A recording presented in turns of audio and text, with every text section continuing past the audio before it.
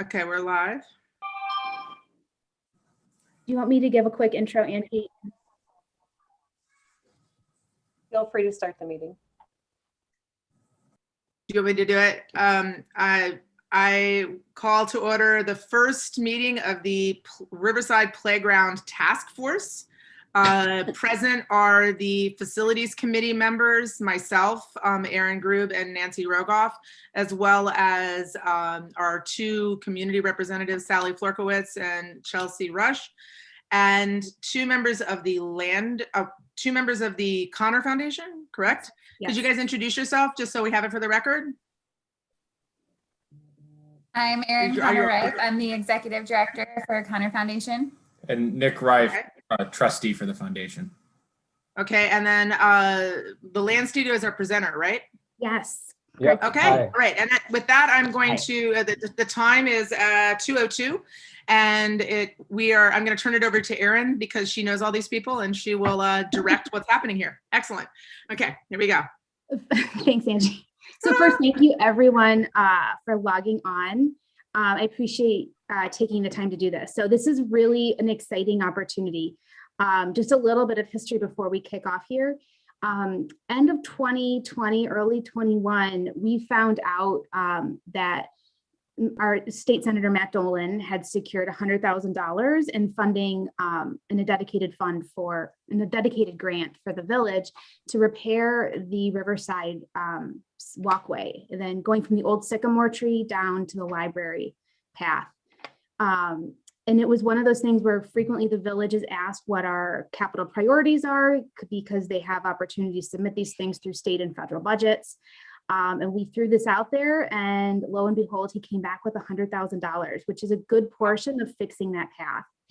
And something I've learned over the years is that what's frequently come up through attention to Riverside Park is that the path and the way it meanders between the play space and the swing space creates some congestion issues with where strollers get parked, with walking dogs through areas with small children, and just in sort of being able to leisurely stroll while there's small children running across the pathway.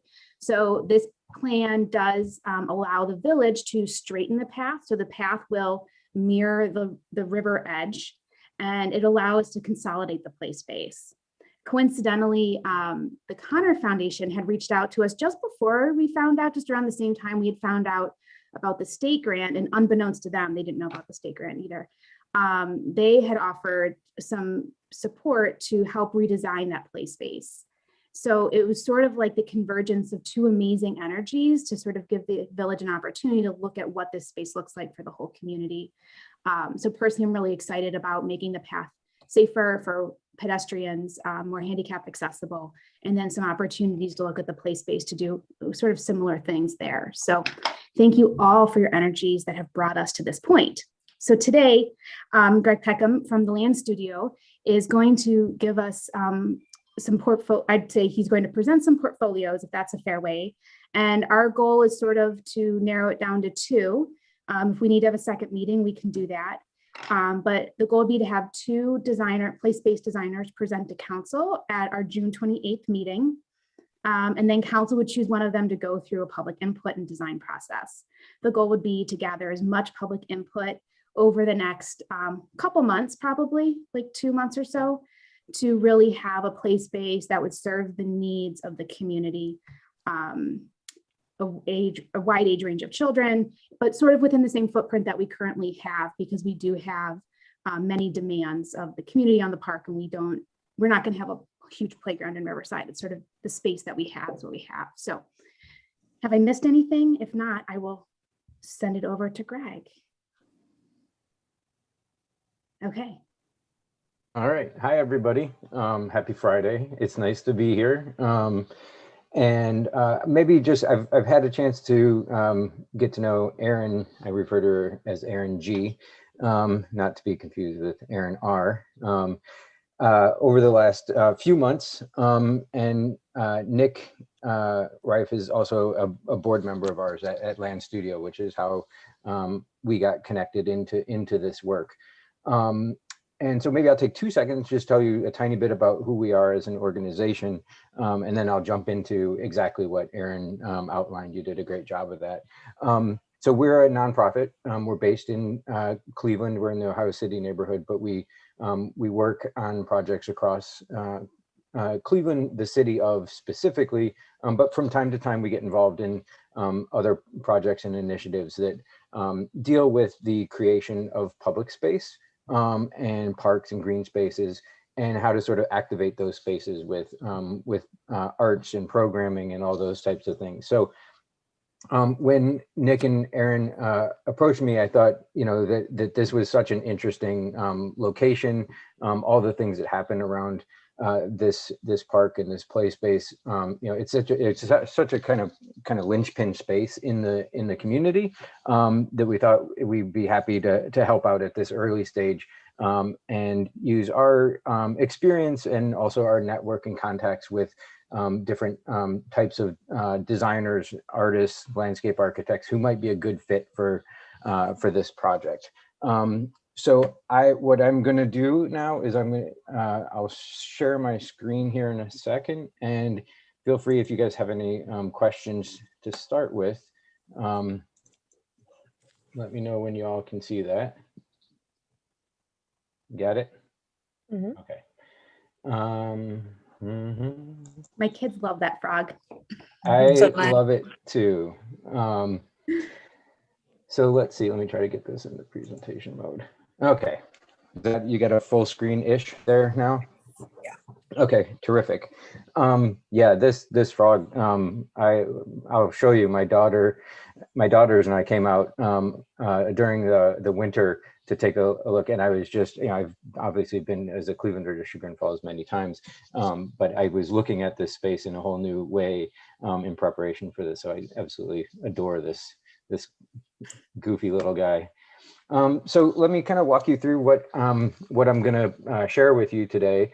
And if you have any questions, you can interrupt me at any time. Please, know that this, for me anyway, is very informal and should be conversational. So I took a shot at drafting some project goals based on conversations that we've had up to this point. And you guys should consider these a work in progress. I mean, these are ultimately going to be your goals, and they need to respond to what you have as kind of a long-term kind of vision for this. I'll spend just a couple minutes on the existing conditions, which you guys as community members know far better than I do. I'll talk a little bit about the firms that I'm going to share with you and sort of how we're going to approach this project.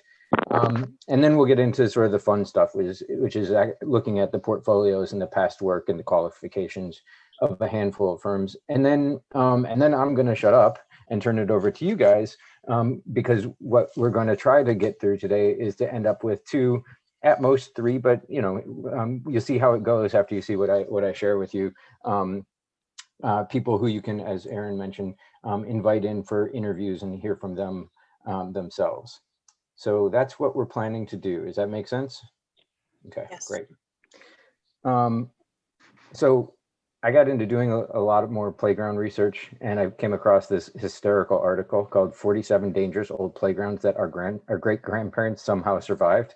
I'll send you guys a link to it because they have some of the most preposterous playscapes that you can imagine, some of which are on the right-hand side there. But I thought that was a nice sort of counterpoint to some of the goals that we've been trying to put together. So I'll go through them quickly. To design a modern play space that incorporates appropriate activities for a wide range of ages and all abilities. That all abilities, super important, and that will come up. You'll see a lot through this. We want to make sure that we're engaging the community in the process to generate support, excitement, and anticipation, so that when all said and done, this will be a well-used and a well-loved space upon completion. I've heard a lot from folks who I've talked to about this, about the idea of respecting and elevating the natural surroundings and the historic character, but also with a contemporary sensibility. This is a very historic community. It's part of what people really love about it. The natural setting is so important here. It's kind of what makes this place special. How do we respect those things, but bring a fresh idea or fresh look at them? I love this one, have a unique and distinguishable elements that represents a connection to the community. When I got that suggestion from one of you guys, it actually kind of pointed me in a whole new direction of, so there's some folks who I added to this list who really do a wonderful job of creating these unique and distinctive kind of feature elements. And then the last thing, which I added, and I was surprised nobody else did, is sort of the boring stuff, which is to consider long-term maintenance and durability. So we know that this, kids are rough. Winter is rough in our region. So we got to think about that idea of maintenance and durability, from the very beginning of the project. So, like I said, these are goals that Okay. I sort of distilled. Did you want to say something, Erin? I'm sorry. I just said that's why we have you to help us, because we don't we need to be thinking up. Yeah. Can I add? Yeah, go for it. I'm gonna be really, the village did put some money in our capital budget this year because we do plan to go for a rubberized surface with any work on the playground. We're having trouble keeping mulch managed properly because the mulch, for those watching, it's our fall zone impact. So if a kid falls, it's supposed to help cushion them so they don't just like land on something hard and get hurt. And we have to have that, but it's become a maintenance issue for like making sure it's filled regularly and whatever. So our hope is to move to a more maintenance free thing as well. Yeah, that's a great suggestion. Yeah, and you can see some of these terrifying place structures on the other side of the screen. There's nothing but asphalt underneath those things. So we'll do better than that. Project location, like I said, you guys know this better than I do. Just such an important space as, not just a destination, but it's a place that people pass through. It's a connection point, and that the play space is actually at that sort of nickel where it kind of pivots through as it's coming through Riverside Park. So this is from my site visit. I think it was in maybe in February. You can't tell that it was snowing that day. But as Erin said, there's your path. Congratulations on having some state capital dollars to get that refreshed. You can obviously tell that it could use it. And also I think this idea of getting it in the right place, for the long term, for both the functionality, but also for the safety of the kids and families that are there. The playground equipment is, it's still in very, kind of workable condition, but it's of a period, of a point in time. And I think that there's, an opportunity, as I understand it, maybe even to reuse it or relocate it, but to bring something in that's a little bit newer and a little bit fresher. There's my daughter Beatrice and our dog Norman, walking on, climbing around, doing a sort of actual sort of field research to see what we're getting ourselves into here. And you can even see in this picture exactly what you were just talking about, Erin, about the the compacted ground. There's nothing, that was in February, so I'm sure it's even kind of more kind of beat down right now. And then these guys, which I just adore these things, and I think that they will, in some way or another, they will provide inspiration to whoever you guys end up working with. These are so, they're so unique and so kind of, stylistic that I think that they will find themselves somehow prominently in whatever happens in the future, I'm sure. So am I going at an okay clip for everybody so far? Doing okay. So this is just a sort of quick overview of what we're going to look at, and then I'm going to talk a little bit about process. So we're going to look at, what is that, six different options. All of them have a Cleveland connection, either directly or indirectly. So I'll tell you a little bit about each one of the firms as I go through them. But the last two are some that sort of popped up after I got the note that was about sort of the more unique and distinctive kind of feature elements that might be a part of this. I'm excited to share all of them with you, but I think that those two are going to be slightly out of the ordinary, but I think you're going to like it. So from a process standpoint, this is, as I've spoken with Aaron G, this is sort of how we see this playing out over the next couple, throughout this process. So we are at bubble number 1. So what we're going to do, as I mentioned, we'll review examples of past work from these 6 different groups. And then we'll have a conversation, trying to select down to 2 or 3 to bring in for interviews, which I think you said was on, at this point, penciled in for the 28th of June. And at that point, you would then be inviting one of them to become your kind of designer for this play space. Then I would say each one of these, we gave a good deal of thought, like these really need to be people who can engage with the community in a lot of different ways. So whether it's young people or people that you might be looking to support the project, I feel very confident that these folks all can really work well with community members. So what they will be charged with doing ultimately is preparing a schematic level design. So they're not going to take this thing from beginning to end.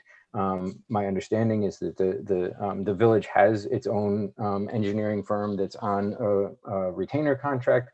So the people, the designers that you guys select will do really the fun work of design, which is coming up with the creative ideas and kind of bringing that to life visually.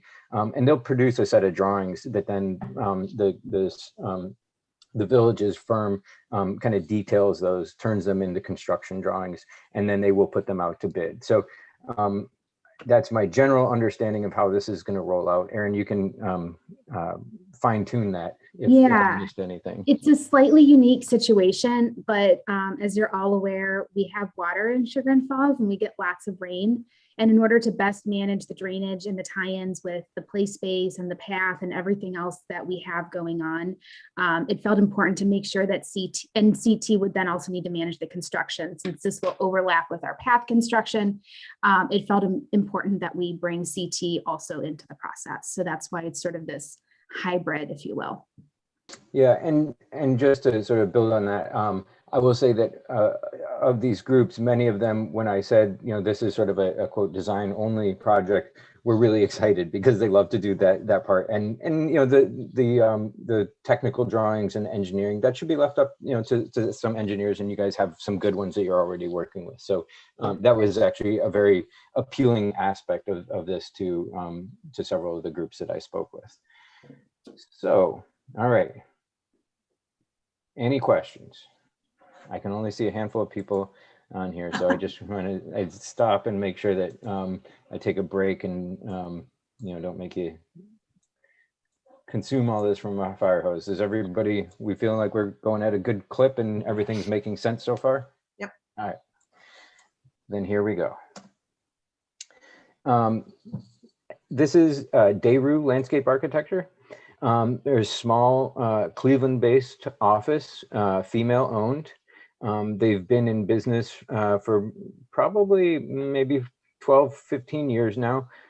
As you'll see, they have pretty extensive experience in play spaces. And one of the reasons that we wanted to share them with you is they really do have an emphasis on accessibility for kids of all abilities. I think that is true for all of these, but this features fairly prominently in their work. And they also have a really wonderful kind of blend of nature and sustainability that sort of kind of underpins all of their work. So this is a space that was recently created. It's called the Heritage Hill Playground in Greene, Ohio.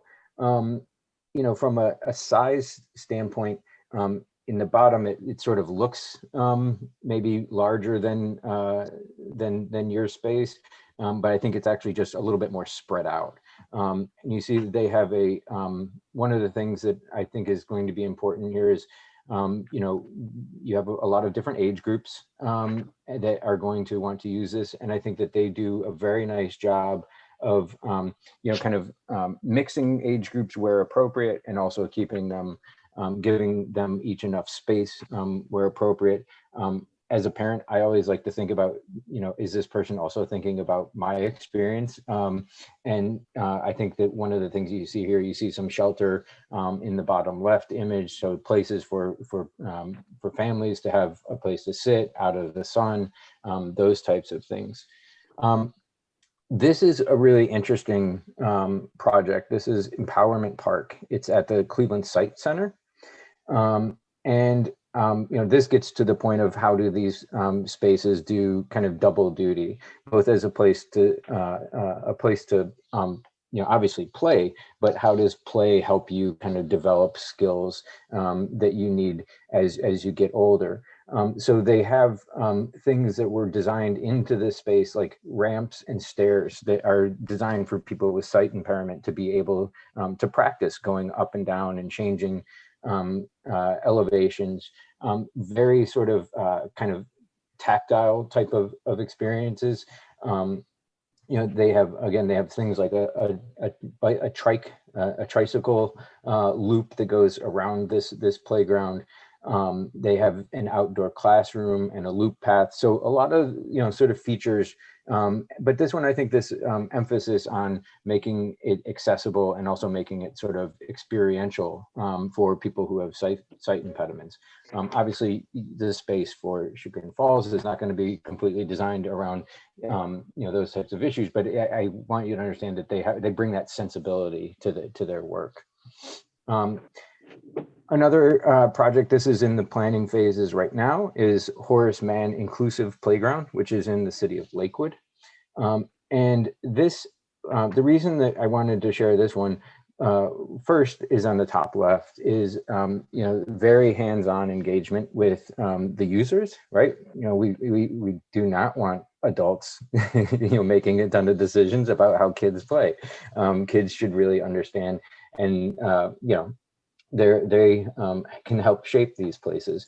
So I think that Daru does a really nice job of engaging kids and drawing out of them what they would like to see. Kids are the experts in play, and we should let them be that. And so you see here, there's a lot of different kind of setups for different age ranges.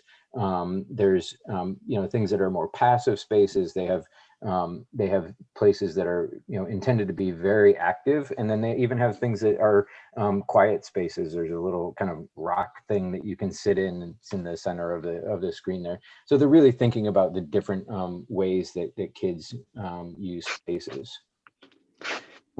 As I mentioned, nature and sustainability is very important in their work. This is at the Cleveland Music School settlement. And this is, it's an outdoor nature classroom. It's intended for kids to get their, their hands, feet, and fingers into the ground and play and learn, kind of learn by doing, and allowing that to be a little bit messy and, kind of hands-on, like literally hands-on. But really doing it in a way where it's using a lot of natural materials, and it feels very sort of, very naturalistic. Similarly, this is a project that they recently completed for the Northeast Ohio Regional Sewer District. It is a green infrastructure garden. So again, to this issue of sustainability and ecology, this is really, intended to be a space where people can come have outdoor, outdoor learning experiences. You see the water feature there in the bottom right. These elements that sort of inform and instruct people about sort of this living landscape and how this place functions. And this is a recently completed project. I have not seen it, but maybe you guys have. It's called Hudson Old School Green. My understanding is that there used to be a couple schools here, perhaps, that were removed, and this park space was created within it. I think, a lot of similarities to your current place. This is a pass-through type of green space. It's got a lot of pathways that connect in different ways. They have again some sustainability features. There's bioswale up in the upper left-hand side of the screen that does helps with water management and these types of things. And then different age ranges are kind of commingled on the play area. that you see there on the right-hand side. This is actually a project that, a very small project that we did with Dayru a number of years ago. It's in the Collinwood neighborhood of Cleveland, and it was sort of what we kind of call like a missing tooth project. A couple houses that were abandoned had been torn down here and created a sort of vacant space between these buildings. So Dayru collaborated with our organization and some artists and created this sort of really, kind of charming little gathering space. It's next to zero maintenance. And you can see those little green alien guys were these sort of climbable play sculptures that the neighborhood just loves, and kids love to go and take pictures with them and climb up on that pedestal. And then there's this sort of backdrop of this rotating sort of gallery of artist murals that change from time to time. And then this is the last project I'll show for them, because I also want you guys to have an understanding of the scale and a lot of the things that I was showing you are very, very natural, very youth oriented. They also have a very sophisticated side to this office. This is a new public plaza adjacent to Key Bank in downtown Cleveland. And it's really, I will say the pictures that they provided don't really do it justice. It's a really nice urban space, and it has a very warm feeling. It's also feels surprisingly protected the way that they designed it from very busy streets around it. When you walk through the space, you feel a buffer from the activity around it. So I just wanted to kind of make sure there was a counterpoint to some of those more kind of play spaces, green spaces, so you get a sense of the diversity of their work. The next group I'm going to share with you is called Environmental Design Group. They are, by contrast, they're a larger, more established firm. They have offices in Cleveland and Akron. They have a great emphasis on environmental design and sustainability, as you would think, given their name. And they have a really strong track record of completing projects of a variety of scales. And I'll show you some of those. I won't spend a lot of time on this project. I only have one image of it, but this is, they are one of the designers of the Towpath Trail in Cleveland. And as the Towpath was being built, there's obviously a lot of land Towpath is a 110-mile multi-purpose trail that connects the Cuyahoga Valley National Park up to Lake Erie. So different landscape architects have designed different portions of that. This is one portion that they designed in Tremont. So rather than carting off all of the excavated land, they came up with this really beautiful idea of these earthen mounds that are completely climbable, and they create this really amazing kind of landscape in this very urban setting. And what I like about it is it's completely unexpected. It's using the earth to create the experience. It needs nothing more than that. My girls, we live fairly close to here. They love to ride their bikes here and go and climb up those mounds. And there's nothing to do up there except for look out at the world around them. But I think it's just a really smart, beautiful way to be economical with what would have otherwise been dirt that was trucked away, and thrown into some other place. They reused it to create an experience, which is really kind of cool. They have been for a number of years the master planning landscape architecture firm for the Akron Zoo. So in the top left, you see that sort of part of the zoo's sort of long-term vision of what they want to be. And as with any institutional master plan, it gets implemented in phases when resources and opportunities become possible. And so they have been working on the improvements to the Akron Zoo for many, many years. You see on the bottom left, some fountain and sort of natural sort of water feature area that they recently completed. They're thinking about, as you guys are, about the pathways and the circulation, how people move through. And I also wanted to share this example because as we go through these slides, you're going to see a variety of styles in terms of the way that the vision becomes depicted. And from a from a fundraising standpoint, you want to be thinking about what are the tools that you guys are going to have in your hands to be able to go out and talk with potential supporters of this project. And I think that they do a nice job of that. The Ashtabula Elementary campus in Ashtabula, Ohio, again, they are designing, a complete campus, and they're looking at all the different types of play, recreation, athletics that need to happen in here. So while this scale is very different within that project, there are a number of projects that are smaller, playgrounds, gathering spaces, recreational spaces. So they really have the capabilities of doing it all. This one, I think, is really has a lot of nice parallels to what you guys are, this type of space you're working on. This is a Canal Fulton Community Park that they're working on right now. This is sort of the vision plan for it. So again, you get a sense of the character of their renderings and what their materials look like. But this is a place that has a number of different things that happen on a daily basis. I think it has a planetarium. It has a YM or YWCA facility that's associated with it. So you're getting a lot of different age groups that are coming and using this space.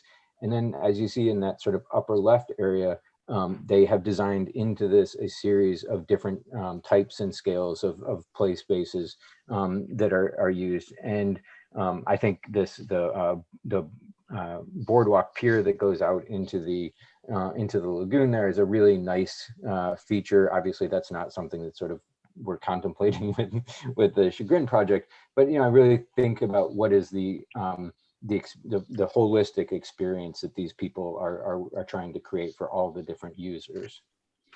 And then the last one that I will share, which I think is probably the most immediately similar to what you guys are undertaking, is the Krogan master plan in Fairlawn. So you see, similar to Riverside Park, it's a larger green space that has a number of different sort of activity zones within it. It has passive recreation areas. It has this sort of central play space that you see on the upper left, which is divided by age into a series of different types of zones. And in particular, the reason I wanted to show you this is because these are some of the sort of character studies. And so as you guys think about, well, what kind of materials are we going to have to work with? From these sort of, kind of Pinterest boards, you get a sense of the feel that this place will have, the type of amenities that will be in there, and just the sort of character that's trying to be created. And then, in this particular, they get into really starting to specify what the different types of, equipment is going to be, what types of options are out there. And then they have some really nice views and renderings of what this nature themed play structures could look like. So I think this one, is in like an apples to apples comparison is very, very similar to, if you were just replacing what you have today, this might be sort of a more sort of, modern version of that. Moving on to the next firm, this is Mcknight Associates. This is a Cleveland small business, sole proprietor, one-man shop, has probably designed more play spaces in and around Cleveland than anybody else. They have a lot of local knowledge, but also national experiences. They've been working with budgets that are, significant. This is a project that we built with them in downtown Cleveland, Chester Commons or Perk Park. This was, a pretty expensive project. They have a lot of work with municipal project experience. And Jim Mcknight, who's the the head of this firm. He's just a great collaborator. He's a really good person to work with, knows how to work with community members really well, knows how to work with the government agencies, and just has a lot of really great experience.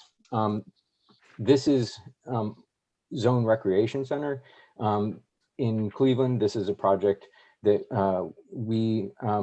Jim Mcknight worked on for us a number of years ago. If you see in the top left there, it's about a 22-acre park, and it is broken up into different types of zones that really relate to different uses. The entire park is a water-free park, meaning so it's all self-contained in terms of its ability to irrigate itself.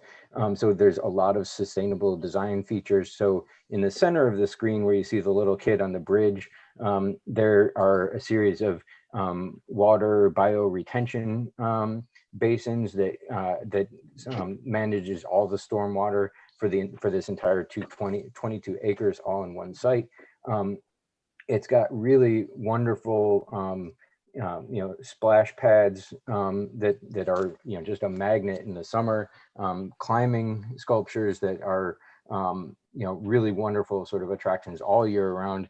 And I didn't have enough space, but Jim also collaborated with a local artist by the name of Stephen Manka, who did a series of public art elements that are sort of stitched all throughout this space. So it's just a wonderfully successful park, and each one of the individual areas of the park are successful on their own, but then when you sort of amass them together, it's really become a really popular park in Cleveland.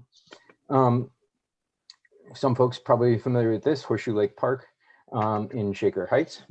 Totally different, but has a lot, I think, in comparable to what we're talking about along the Chagrin River. Very simple naturalistic boardwalks, places for people to families to sit and gather with this kind of pergola overlook, and then most of what is the child play materials are recycled from the site. So there's things like old curbs, stones, boulders, trees that are used as climbing sculptures. So really kind of not adding a lot of stuff, but sort of just reorganizing things that were already in and around the site to make them. So this is, I think a lot of this is about kids exploring and kids using space and kind of giving it their own use and their own flavor. And this is a project that Jim just completed last year, St. Christopher's Parish in Rocky River. Probably needs not a whole lot of explanation. You can kind of get a good sense. It's got different, different sort of topography. I think one of Jim's kind of hallmarks is really letting kids make, explore in their own way. Like you give them just enough. So really you can see that there's a lot of open space, for kids to run and to separate ages and things like that. But it's very well organized. Again, here's me beating my drum of places for parents. You can see that there's picnic tables and seating around the edges. Over time, there's going to be some nice shade. And I think it's a really smart example of kind of just enough to make a space active. And similar, this is Stonebrook Montessori, and Jim has been their kind of landscape architect for a number of years, and they are building this project, the outdoor spaces, as resources become available, but they're really looking at different age groups, these outdoor classrooms, naturalistic play, and again, I think it's sort of aesthetically, it's very warm, it's very natural.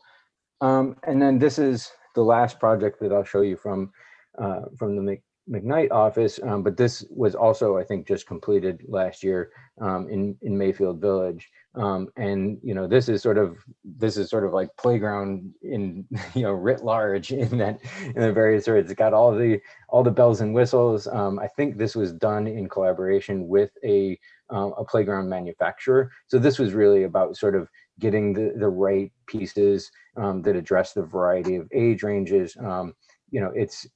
It's bright, it's colorful, it's attractive, it's clean, it's brand new. So we'll see what it looks like. But I think when you talk about how do you figure out how to organize the right elements, if you're looking at off the shelf equipment, I think this is a really nice example of what appears to be a pretty impressive play space. So I haven't taken my kids there yet, but My kids love it. All three of them, ages 6 to 11, and they all were really well engaged. It's incredibly well designed. Yeah. So that was Jim's recent handiwork. So this next firm is called Human Nature. They are similar to Environmental Design Group. They're one of the larger sized firms. They are originally from Cincinnati, but they have a presence. They have an office in Cleveland as well. They work regionally, but they also work all over the country. And they have experience projects at all scale. And I think one of the things that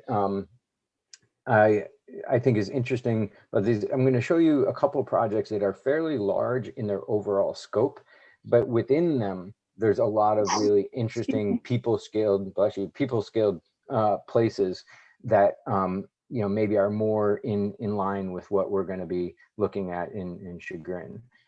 So this is Ziegler Park in Cincinnati.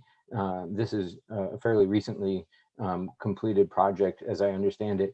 And it's very urban in its context, but you can kind of see, not dissimilar to you guys, it's got a neighborhood around it. So it's got a lot of kind of people on the park. It's also broken up into several different sort of kind of spaces within this larger space. So this is where you get into seeing some of the quality of their work. Again, a lot of sort of topography, elevation changes, where kids can go and roll up and down hills. There's my ubiquitous place for parents to sit under trees, and really sort of nice, playful, outdoor, kind of very sculptural kind of play equipment. And they even add in some more programmed activities like these outdoor ping pong tables. They have the sort of sculptural splash pad that that is always a nice draw for kids. And then this is Washington Park, which is also in Cincinnati, and similar to Ziegler Park, it's a fairly large scale place. And I think one of the things that's important, and Aaron, you started with this, is that there are, while we're just really talking about the play space in particular, there's a lot of competing, this park overall has to function for a lot of different audiences, and it has to be able to kind of expand and contract all the time, depending on what types of activities and programs you guys have going on in it. So it's important for it to be a flexible space, but then to have spaces within the spaces. And so these are some of the examples within this larger Washington Park of these spaces, which as urban as this setting is, they did a great deal of work to make these have very natural, very tactile type of spaces within them. A lot of things for kids to put their hands on. They they got things for different ages. Nighttime kids come in to splash in the water. So they have I think one of the sort of key messages about this is it's not that that they would have the capacity to mix and match different sort of experiences all within the same place. And then the last one I'll share from Human Nature is Five Rivers, Hills and Dales in Dayton, Ohio. And you can probably see from the picture why we picked this one. It's a very beautiful natural setting. Everything about what they designed into this park was to really kind of play up the experience and the connection between the play activities and the nature that it is rooted in. So there's a combination of more sort of unique features like this, I don't know what you would call it, the little archway that the kid's standing in there. There's some, kind of off the shelf things, and then there's some recycled content, the trees and the logs that are there for climbing and jumping and hopping and all those things that kids like to do. So I would say that the four groups that I just showed you are going to sort of fit most cleanly into sort of like, these are, they're playground, place-based designers. That's clear in their work. The next two are going to be a little bit more out of the box. And I wanted to, as I mentioned, that idea that I think Aaron R. shared about sort of signature elements or some really distinctive features. That's what pivoted me to these next two folks. These are people who are artists and architects by training. This first one, Corin and Julia, are a husband and wife team. They have one or two young kids, so they're sort of like mentally, they're very dialed into play spaces. They're trained as architects. They both teach at the in the architecture department at State University in New York and Buffalo, and they primarily work on public space projects. And as you'll see, this idea of sort of next generation play sculpture is really kind of their signature. And again, this idea of creating unique, one-of-a-kind feature elements. And they've become very involved with a nonprofit play organization called Kaboom that is doing a national initiative that unfortunately is not funding anything in Cleveland or in our region right now, but is focused on New York and I think Michigan. But it's called the Built to Play Initiative, and they've done a couple projects. And that initiative is really about bringing imagination into play and doing things that are more unconventional. We got to know them. This is a project that we built with them as a temporary art piece at the Cleveland Public Library. And ironically, it will soon go over to Urban Community School as a permanent installation. But this is a project that's a sculptural project. It's called Dialogue. The idea was at the library, how do you use this garden space as a tool for getting people who might not talk to one another. So it's a series of listening microphones that are just these tubes. You don't know which one your kind of listening piece or talking piece is connected to. And so you can have a group of people having a dialogue and you don't actually know, kind of microphone A is talking to microphone Q, whatever around there. And it's just a really wonderful example of how they use unique design elements to engage people to create interaction. That's one of my daughters on the bottom left and the other one on the top right. But it really created this wonderful kind of focal point within the garden. This is one of their Kaboom projects. It's called Nooks. It's in Loudonville, New York. Aaron was talking about the rubberized surface, but this was really about designing a play space that could be arranged, rearranged, put together, taken apart, done in different ways. And you see in the top right, they really are into engaging kids in that design process and really tapping into their imagination. And then they have created, this wonderful sort of modular kind of thing that can be ever changing. And I think that that's a really kind of cool feature of their work. This is another Kaboom project that they did called Loopholes. I won't even bother to try to say the name of that town in New York, but you get it. But this is, I think one of the things that I like about them in particular is they are really smart and economical with materials. So they're usually taking one or two materials and transforming them in some unusual way that allows, so these are concrete tubing that you would find for what do you call it? Underground tunnels. Why am I blanking on this?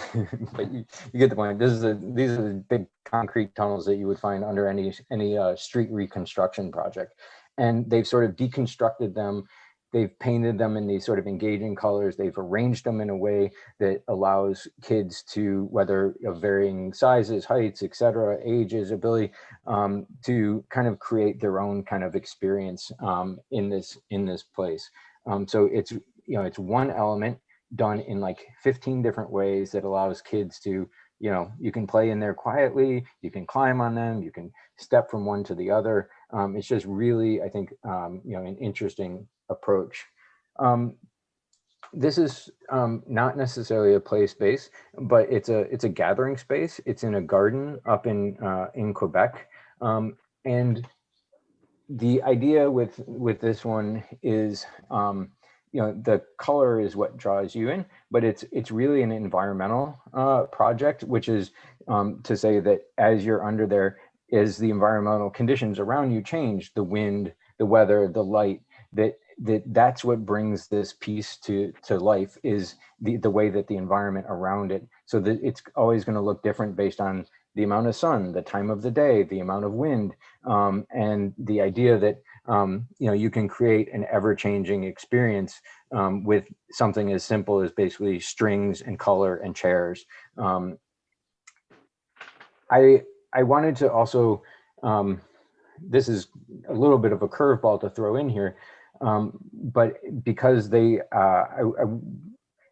projects I've shown you up to this point from this group are sort of like, it's a one, it's sort of like it's the Nooks, or it's the tunnels, or it's the whatever. They, as architects, can have the capacity and experience to think about space comprehensively.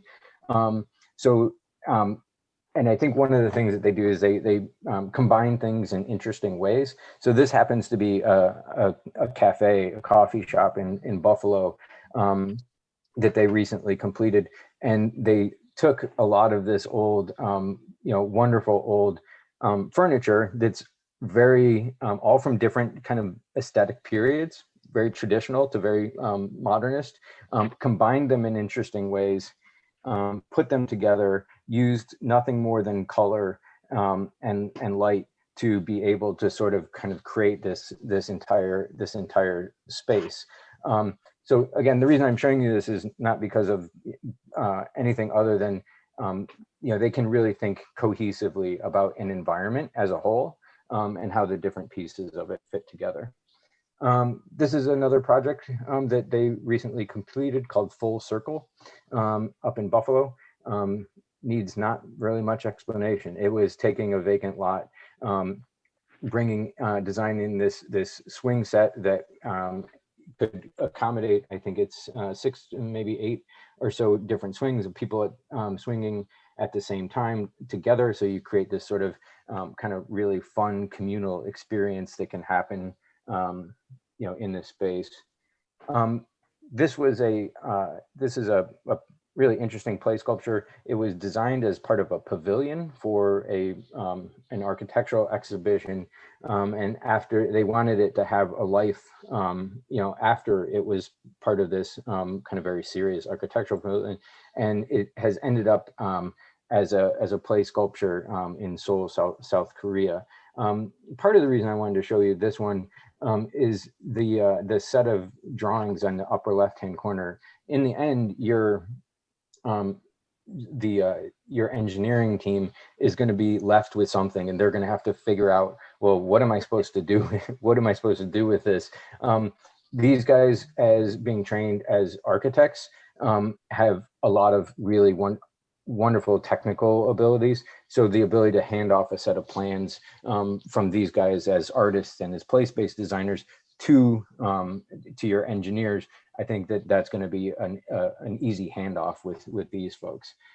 And this is a project that I wish that we would have done here in Cleveland. But like I mentioned, they take these sort of mundane, everyday objects and transform them into something really dynamic. So these are these big cast concrete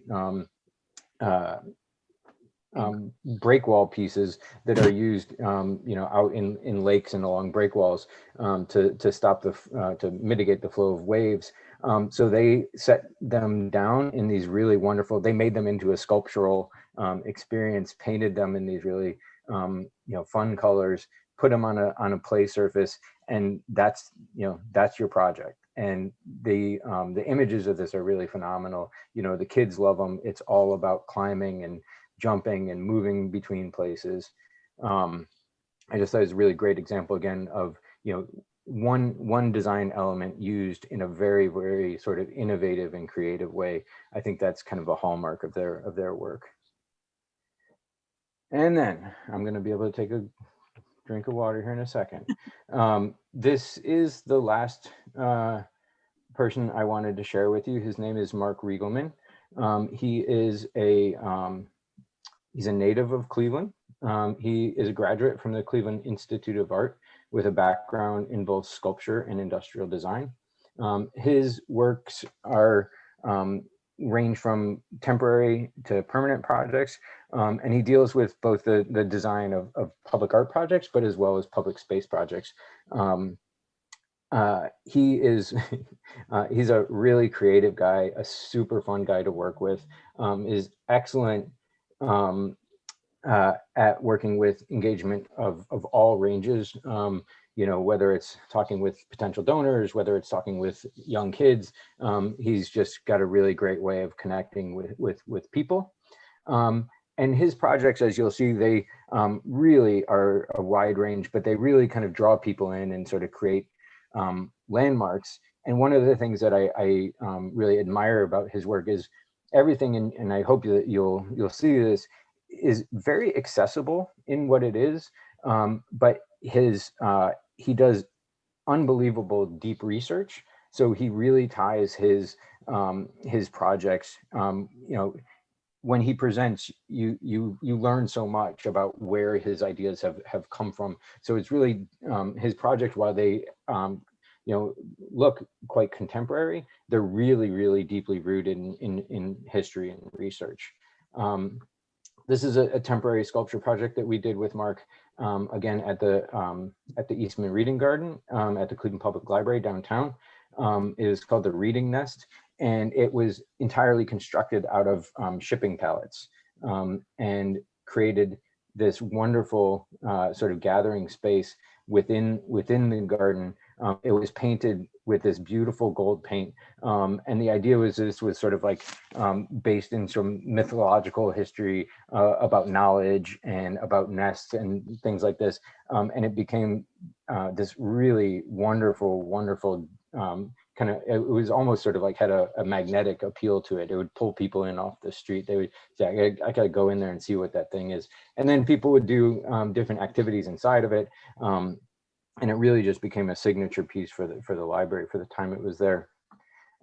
This is a project called Meeting House, which is on the Rose Kennedy Greenway in Boston. They buried their waterfront freeway and put a park and green space on top of it. And Mark was one of the first artists and designers that they invited to create a project there.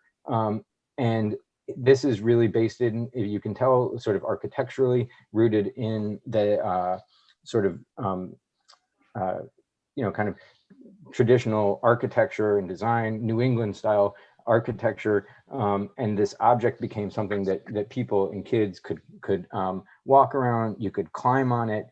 It was really settled into the landscape. You see on the bottom right, Mark's work style is really, he starts with thousands of sketches. It's obscene or absurd or crazy, whatever it is, that he just draws and draws and draws and draws and generates ideas, and is really, the picture in the center of the image in the bottom, that's this New England farmhouse that he took the inspiration for this piece from, turned it into something that was sort of embedded into the landscape, and that people then could activate and connect with. And in the bottom left, I would say, if nothing else, his projects are incredibly popular from, from a social media standpoint. They really, really generate a buzz because he does such a good job with the design and making them something that is accessible to people. So it looks familiar, but it sort of draws you in, whether it's how it's situated, its color, its size. This is a project that he has up right now in Alexandria, Virginia. And similar to the previous folks, Mark's very smart with, being economical with, taking a single element or two elements and using them in really creative ways. So this is actually an environmental art project. It's about climate change. And on the right, the shoreline in Alexandria, Virginia has changed dramatically, and the water levels have changed dramatically over time. As you can see in the bottom right, there's the piers from the docks out there. So the art pieces and the climbing pieces that you see are references to what used to be there, where the shoreline used to be. The mural that's painted on the ground beneath is references different water and environmental conditions that have changed over time. And you can see from these recent images that this very simple project has just an incredible amount of ways that people can engage in it. And I think that that's among the things that I really like about Mark's work, is he lets people sort of make it their own, and he lets them explore, gives you just enough to create something interesting, something that draws you in. But really you can make something out of it your own self. And then the last project that I will show you is a project that he just completed. It's called Sweetwater Playground. It's at Domino Park in Williamsburg, New York, in Brooklyn. And he got this commission with one of the best landscape architects in the country, called James Corner Field Operations. And you can see again his style of working. So what used to be on this was a Domino sugar factory. So he took and sort of dissected the entire process of making, taking raw material and turning it into sugar. And he constructed this entire playground out of that process. So the history of the site is about this Domino sugar processing facility, and everything about the play sculptures, the landscape is all about reinterpreting that history in a unique way. And so you see, this is what it looks like in its final built form. It's just incredibly beautifully designed. But you see, it's sort of like the kids go in at one end, like a raw material, and if they follow the path of how sugar is made, you come out the other end as like a sugar cube. And it's just a really wonderful kind of way, and you can see it nicely walks the line between being referential to that history of the site, but being done in a way that's modern, it's attractive, it's engaging for kids. And then within it, it's got a lot of different kind of elements and kind of choose your own adventure kind of experiences for different age ranges, different ability ranges. Obviously this is just outside of Manhattan. Everything about accessibility is extremely important, weather extremely important. So he really, as somebody, I think another sort of important thing about Mark is he has that dual background in sculpture, which I think gives him this very artist oriented mindset. And then the flip side of his brain is in industrial design, which is all about details and function and making things work just right. So I think he's very unique in having that combined background, and you see that sort of play out in something like this Sweetwater Playground at Domino Park. So that's what I got for you. I will take a break if you guys want to, and we can decide how we want to move forward from here. If you guys have questions, obviously I can go back to, we can flip through these again. If there's people you want to discuss more, we can do that. But I will, I'll stop and maybe let me go to this because I kind of have a one. all of the people. Yeah, smattering. So that was a lot. And that was fantastic. And it's amazing to see all the play spaces and the way people have thought about play spaces all over. So, and does anyone have any burning thoughts they want to start with? Hey, Sal, you're muted, Sally.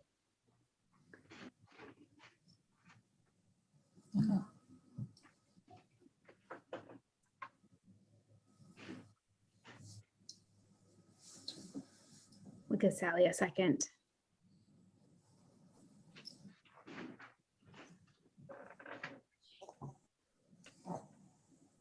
Sally, I don't know if you're still muted. You also turned off your camera. Sorry if I lost you guys for No worries. unreliable network here. Me too. Must be the presentation. I don't know. My network's going in and out. Too many pictures. I want to go visit some playgrounds. Is my problem now. I want to go check out some playgrounds. I know that's not going to help us make a decision today. Would you like to borrow any children? Yeah, really. You know, sadly, my 21-year-old and 25-year-old are more than happy to test a playground for me. So. Nothing wrong with that. Okay, well, Sally sorts out her sound. Thoughts? I mean, I think, number one, it's a great collection of potential groups and that can really deliver on a wide kind of gambit of ideas, from very traditional to kind of, more abstract and modern. It may make some sense as a group to maybe just kind of individually go through and say, who are kind of your top three to see if, where we have some overlap and where we don't. Then kind of dig more in on that. That would be kind of my suggestion. Mm-hmm. As a starting point, and then to the extent Greg can answer some questions. So before we go any further, if anyone who's watching in the audience on Zoom wants to use the raise your hand function, we can bring you in if you have any questions as we go through this discussion. So Sally, you're still muted, my friend. Sally, a quick way to unmute is just to use your space bar. There you go. Oh, okay, I did it. I mean, whatever. You're good I there. was just wondering, what is our budget? Yes, that's a big question. Things are fantastic. Yeah, it's flexible, I think, depending on how much money the community feels like they're comfortable fundraising. When Aaron and I and Nick had talked with Greg, I said definitely not probably more than $250,000 just from a mental standpoint for the community. I think it would be, we don't want it to be too much. It's only a small space too, so it felt. We really don't know. No. Wow. Well, I'm with Angie. I want to go visit some playgrounds. Yeah, exactly. Sally and I are going to go a playground tour. Okay. I love it. Really? There are some great playgrounds around here. Yeah. I mean, sorry to cut you off, Aaron. I think, one of the things, on kind of that budget standpoint too, is, we kind of talked in the very initial kind of meetings of this is, I think the intention here too is to, let any one of these, designers know we have a budget and it's, it's not $1 million, it's $250,000 and you need to kind of design within that framework. And I think just the square footage of the space kind of lends itself to that as well. And then, the second, kind of piece to this is, I think when we're fundraising money, obviously to have, hopefully to have, have some reserve fund depending on kind of what those materials look like, established, through private funds. So we can, keep up and maintain this, even if we're using, concrete or steel or something. Agree. If we want, so I'll say this, some of the, I do love public art. Everyone who watched the thing with the flowers knows I sort of think it's fun to have randomness in our world. I think it brings a smile to people's faces, but obviously we need a functional space too, because this is, I mean, people do come, they visit, they go out to dinner. It's a great way to burn off energy of your children before you attempt to sit down in a restaurant with them. So I do think we need some of the traditional functions of a play space as well. I was really, so even though I love the big cages and those big like pilings for the things, the Sweetwater Park playground and the domino, I thought that was amazing. And I think, you know, Chagrin really have this very emotional tie to the history of the community. And when you think about where the community came from as really a trading center and how it developed with the bag factories. And I mean, something like that could be really fantastic and sort of give us this nice tie to where Chagrin has come from and where we sit today and allow these engagements. It could be really kind of a great story. And his ability to envision that in Brooklyn was sort of interesting. I like the fact that he's a Cleveland native. I probably wouldn't otherwise go that route. So it helped to see how he conceptualized that historic connection to a play space. And I mean, I've been on some of the Mcknight playgrounds, so I thought that the way he used space, well, I wouldn't put the Mayfield playground in Chagrin. For that space, I thought he did a really fantastic upgrade of their pool. This playground, if you haven't been there, is right attached to their Parkview pool in front of the Progressive campus too. I thought it was a really great update to something that was well designed, you know, 20 years ago, but ready for a refresh. So those are the two ones that really jumped out at me, but I thought a lot of them were. I've got a lot of playground envy at the moment. Yep. Some of the public art concepts as something to see in their capabilities as a presentation. I don't think that's necessarily the route that's appropriate here to do more of that. I think if there's some way to incorporate some of that as an element into what we're doing, that would be fantastic. But certainly the capability to be able to do a full, I guess, traditional sense of a playground with swings and climbing and slides and things like that. So I did like Aaron said, I appreciated seeing that last one, Mark, and how he had envisioned a play space kind of incorporating those elements. And I love what you said about how he does extensive research, because again, like Aaron just said, I think the history of our town and some of those elements that could inspire some of that thinking would be really interesting to somebody who wants to really dig into the history. So I feel like there's a lot there. So I liked him. I agree with Aaron also about the Mcknight. I've been to a lot of those playgrounds. I think those have been well done as well. I also liked seeing the environmental design group, the second one with the Towpath and the Akron Zoo. Again, just thinking about capabilities and Greg, like you said, some of the assets that they would be able to provide in terms of the renderings and imagery and stuff. Obviously that they have a lot of experience in a professional delivery there. So I thought that could be a nice one to at least talk with further. And then those are my three tops. My three top, I think what Mark did with the domino one is perfect. It's kind of melding both the art and traditional kind of place sculptures, and I kind of see almost something very similar happening kind of in those Little Chagrin Park, where we have kind of a focal point of the playground, and then you have some traditional structure, and then you have the nature around it. So I really liked that. I thought the Human Nature Company organization was really interesting. Just all the kind of natural kind of tones and elements and kind of working things into the topography, and having it kind of really kind of come out of the land, as opposed to just being some structure that is a playground like you would see in bright colors, orange thing. So that's, and then I think the day room, a really interesting option. So my ranked order would be Mark, Human Nature, and Dayru. moving forward. Interesting. Hmm. Interesting. We don't agree. You know, interestingly, we have, well, why do people go to our park? They go to feed the ducks.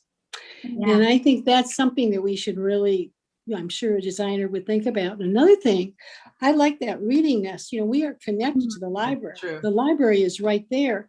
We could have, something to do with the library, which I think would be great, something to think about down the Who did the road. nest? And Mark. Yeah. Mark. Yeah, I hadn't even thought about I'm obviously not at the Library. park enough to know about the ducks, but now that you say that, I think that's, you think about what are some of the, kind of repetitive, consistent uses, like that Yeah. also could be an interesting kind of jumping off point Right. from a creative standpoint. Right. And I think that, somebody like Mark would, like, those types of ideas would just spark a lot of different types of connections and things. So I think that's a great observation. Greg, not to get us too sidetracked here, and I thought, Sally brought up a good point, but obviously the focus here is on the play space right now, but, we're talking about some of the other elements that exist in that park. And I just, I wonder the ability of any of these folks that if we decide to build this park out, we have a design, their ability to then conceptualize kind of a more of a master plan for that space, because obviously it connects to the library and there's like a big electrical box in the middle of the park that, Right. So That's from the great. village side, we've definitely, as we go through this process, one of the things we're looking at is, if probably not this year, probably in a 2 to 5 year range, I would say, based on community interest, is sort of the question of the skating shelter.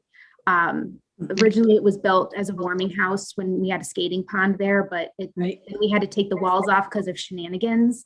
And now the About roof the reading nest. now the roof is sagging a little bit. And the That's true. We don't need a reading nest. The JCs have reached out in the past offering to sort of like talk about, could we move it? Could we do the shelter somewhere else? And I know there's maybe some interest in eventually having a picnic shelter, if you will, for lack of a better phrasing, that maybe fits better with the historic nature of the village, but also be closer to the playgrounds to be more usable for those with younger kids. And if we did that, we could then get rid of the light pole that sits in the middle of the park. That's my long explanation for getting rid of the light pole in the middle of the park, because right now that's just running power to the skating shelter. Oh, yeah. I would love, if possible, to consider that in what we're doing. I mean, I forget exactly which one it was. Maybe the, no, I thought it was maybe human nature. There was a really nicely done like pergola wooden structure, and one of yours towards the end that had sort of, stone columns, and it seemed tasteful and not over the top. And I just wonder if we're thinking about, places for parents to sit or shelter, and I don't know, picnic space kind of adjacent or near what we're doing. If that could be a small piece of the overall budget, if we could include that in what we're doing, that structure we have now is sad and unsightly. it's a good hangout for a certain demographic. Yeah. They are good at using it for, I understand. Yep. Saw them there. The I other guess, day. I guess the point I was trying to make, Greg, is, you have full confidence any of the folks we've talked about could create a master plan if, later charged with that, after this kind of design structure. Or Yeah. even be thoughtful that whatever we're doing wouldn't prevent Right. that type of thing in the future. If we're not doing a master plan now, but we don't want to build a structure that, I don't know, for however it's situated or something, prevents that thinking in the future. Yeah, I think there any of these folks could sort of scale to that next level. And that's why in a lot of the examples that I shared with you, it was sort of looking at a bigger long-term vision, and then a series of projects that were kind of designed within that bigger frame. So yeah, I think any of these folks have the capacity to do what you're saying. I mean, I would say, if you know for sure that the playground is job one, make sure that we get somebody who's got that nailed in the way that you guys want to do it, and then know that you could probably stick with that person to go to the broader level if if resources and the will is there to do it. But you could also revisit this list at another, when you get to that point, or even, expand the list to look at other options as well. So I would be comfortable or confident in saying that any of these guys could do it. But if you're going to do the play space and that's like the focus, then I would let that be your primary decision making point, and the bigger, longer term thing, kind of be a next level thing. Agreed. Angie, did you have any thoughts? And then Nancy, I want to hear from you, and I also want to hear from Chelsea too. Okay. Yeah, no, I think we should probably focus on the playground, because we're going to have a hard enough time sorting that out amongst all of us, because there's a lot of, I think we need to decide whether we're going, if we're going artistic or more traditional. And I guess that's, I feel like the first four you showed us were much more, at least worked with more traditional materials, and you obviously separated out your last two people as the more artistic types. And I would just say, just to keep with the whole top three thing, I liked, in the first group, I liked Daru and I liked Mcknight. I did like Mcknight, and kind of finding a little sweet spot between the artistic and the traditional, in that he seemed to include public art and different elements in his playgrounds as well. So you might be able to incorporate a little bit of that. So those were my two in the traditional group. And strangely enough, I actually liked the Corin and Julia married couple better in the artistic group, but that's only because every one of their playgrounds, I thought, I want to go play there. I would enjoy that. And I saw them more as playgrounds that were different and artistic, as opposed to the original. The first pieces that were shown from Mark Ryman seemed to be more public art that was fun to engage with, but not so much a playground. Whereas the last piece was clearly a playground, but all I could think was how pricey is that? Like that domino, it seemed like something you'd see at a major zoo or something, and I'm not sure we can afford that. Right. But I don't know, it's just, obviously all very talented people. So those would be my top three: Daru, Mcknight, and then Corin and Julia. But I could obviously be convinced to embrace any of these people. So let's see, I guess for Daru, I would comment that I liked their natural stuff more, their nature's classroom, and the naturalistic, when they tried to work with the landscape, than when they were just taking regular playground equipment. I think that could work for us.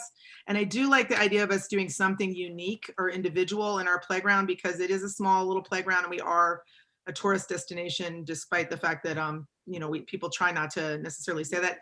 I do also want to know whether, are we thinking of splash pads or not? Because that was in several of these, or are we avoiding the concept of splash pad? This is just a question for the group. Aaron's like, no splash pad. Okay, fine. Could I have one? Would I put one in? Yes. Go into the popcorn shop and all that, but there is water right there.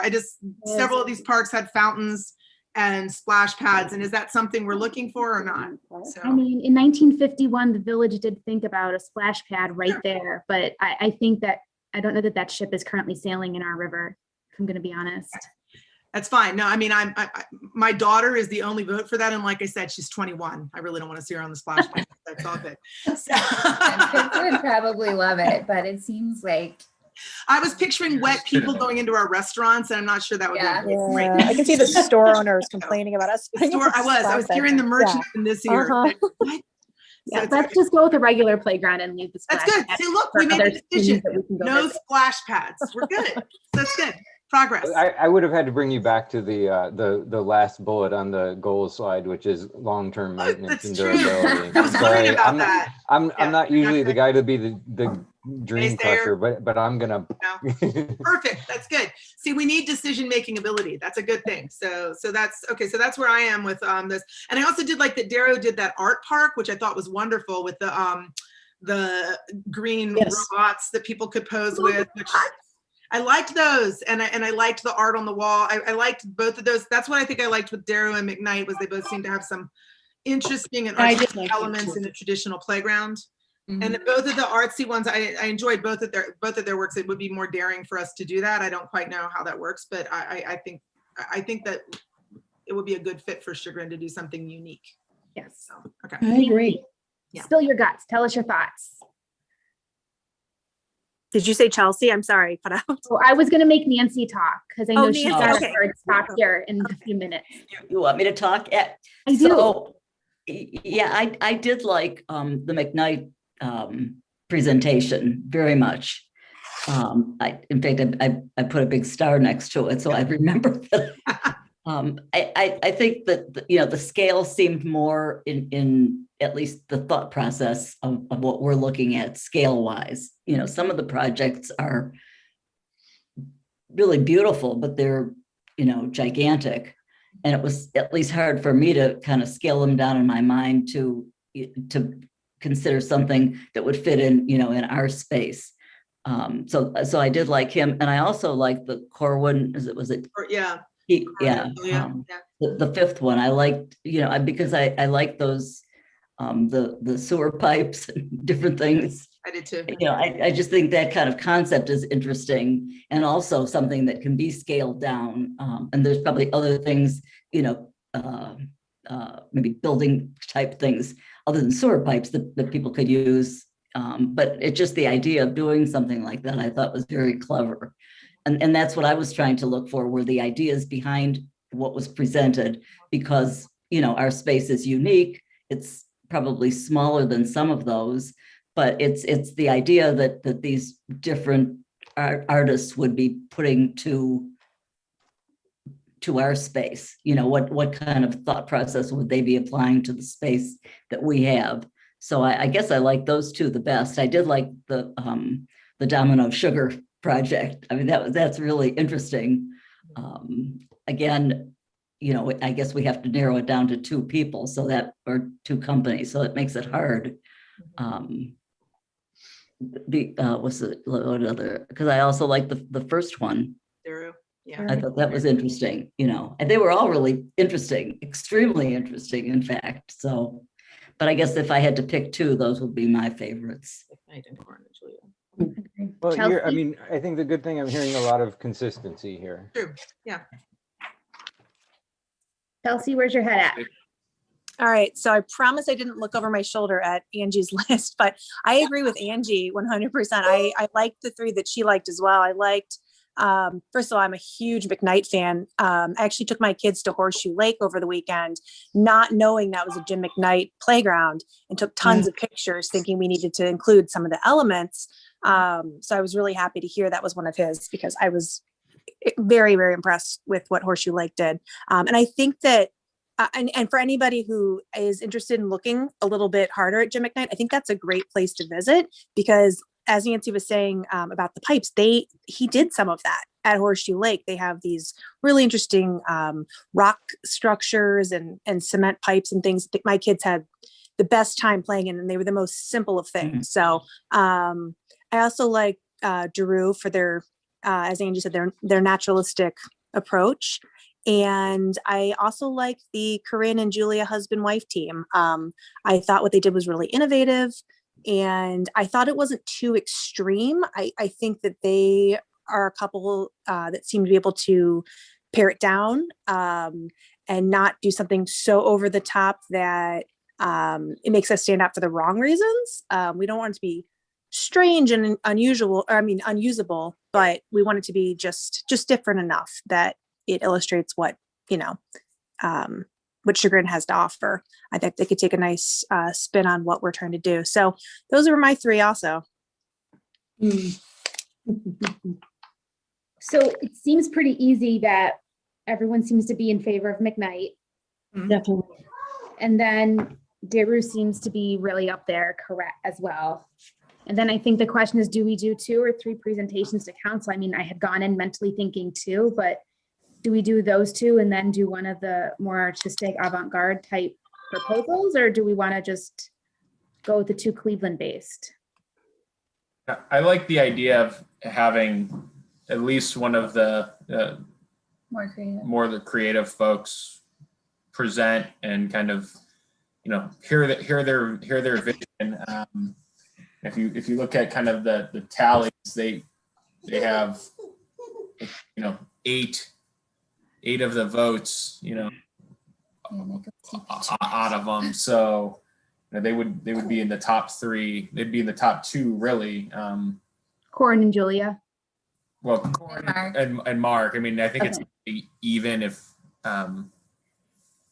Yeah, which one? half vote on each one. So I mean, it seems like Mcknight is an Obvious. obvious. Yeah.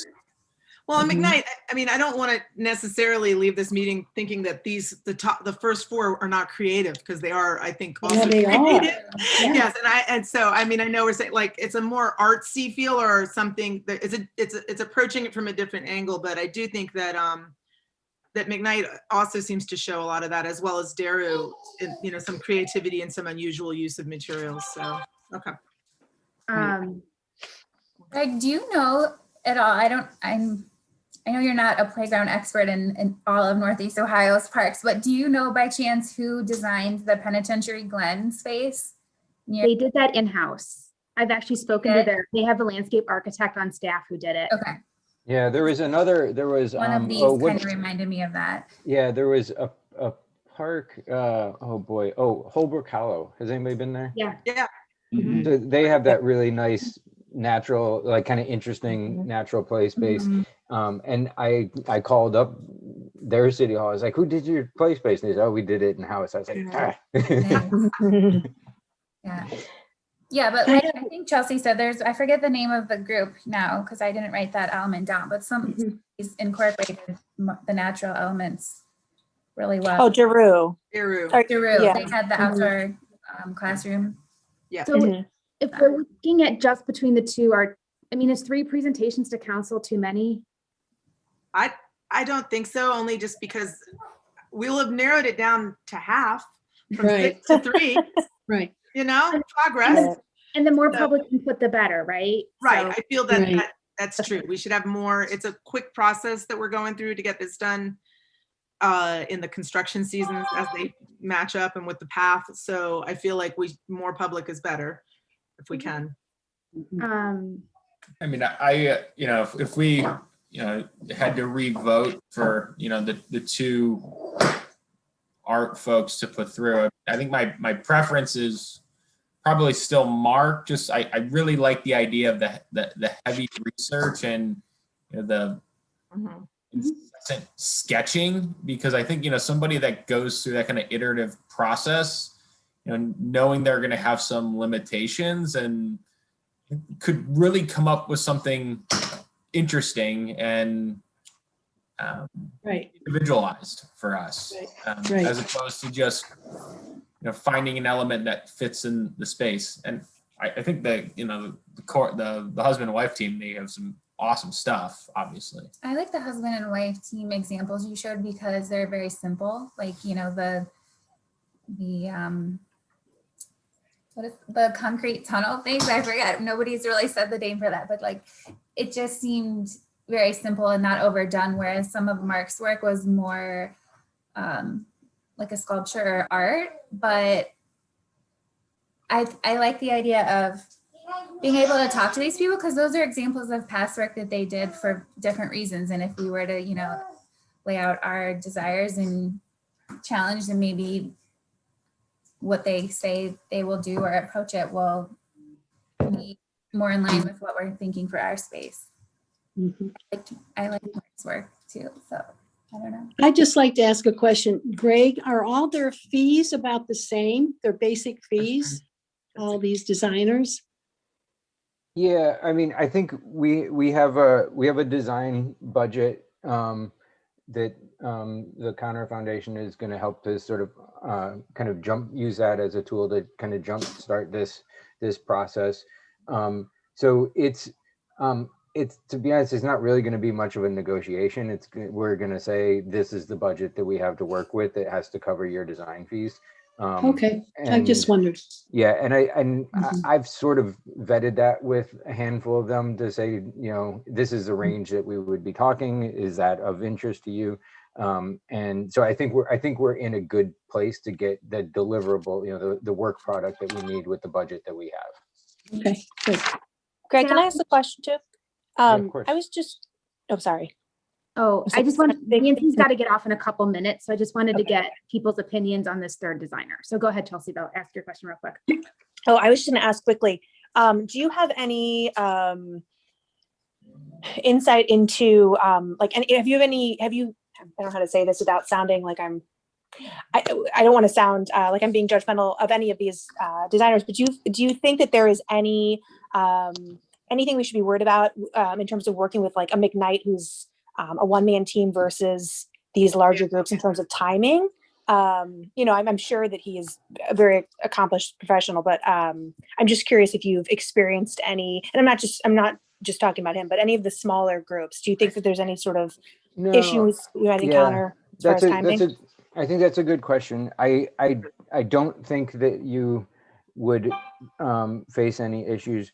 And you know, if I can just sort of, it sounds to me like that for where you guys have sort of been in your ranking, that EDG and Human Nature, very talented, very qualified, but there's some others that you guys are being, you know, kind of gravitating toward more now. I would actually say it's the larger firms who might be more of a challenge in that respect. And the reason I say that is the larger firms, you know, one of the ways that they, you know, make their fees is not through the design work. It's actually through the construction management. It's through the documentation. And so the groups that you have identified are all the smaller ones who are likely to, the design fee that we're talking about is going to be appealing to them. And you're going to get the kind of attention that you need. Okay. So that's not obviously in any way a ding on either of the larger firms. They just have different business models. You know, when you get up to carrying a staff of 30 people, it's a different ballgame. These other ones are small kind of shops, and that's how they like it. So I think you're where you're headed is in a very good direction. Great. Okay. Thank you.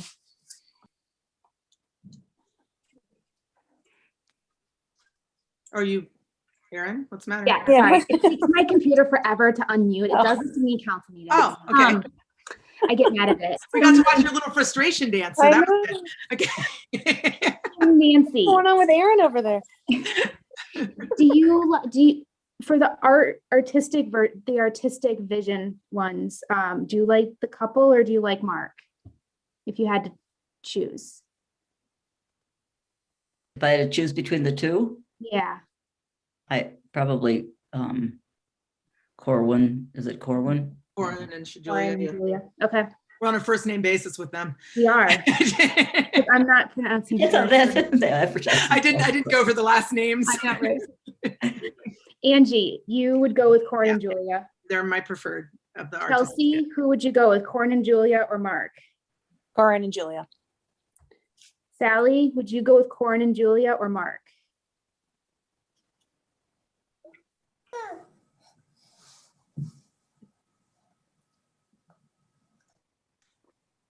Oh, she might be frozen. Oh, there she is. Okay.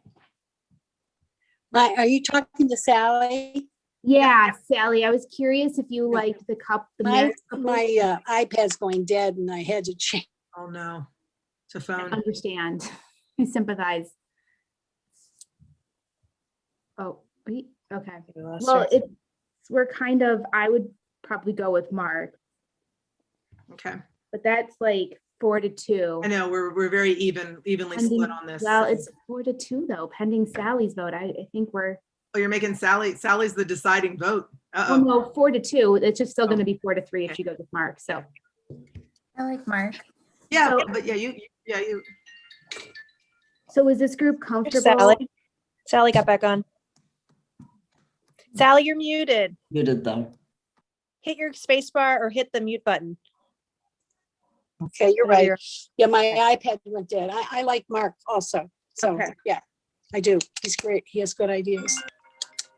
So it looks like, Vote Mark. wait, what, Erin, what? Nick and I vote Mark. Oh, you do, okay.